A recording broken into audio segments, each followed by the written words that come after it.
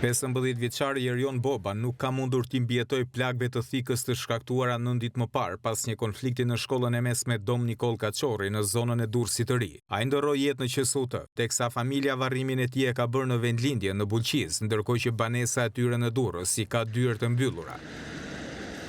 Një ditë më parë, familja Boba bëri apel për kurimin jashtë vendit, por koha e pregon në besë Erion Bobën, teksa krimi i rënd ka shokuar fqinjet e familjes së tij, që e ninin si djalë të qetë dhe jo problematik. Gjali urt, i sjellshëm, s'kesh me pyet, po duhet me pyetni kë shkolla për më mirë për ta. Po ç'po ndodh me këto adoleshentët që rritën, rritën? Po a di nëna gjën se ç'bën ata. Ne s'na ka bova ki, kum rrit 5 kalamaj, që kjo punë dru ka qenë në sistemi atil. Po shteti du të vëjnë bërë të vare një hinë të një litarë, pram, pala del adoleshent me vra njërë qërë mo, nuk del kërkusht. Po tani kalamajnë të shkojnë në shkollë, prindi nuk e di se që bën fëmija në shkollë, normale se kur jenë në shkollë, a di kur shgabimi jonë në mëgjes kur del fëmija duhet të kontrollojmë.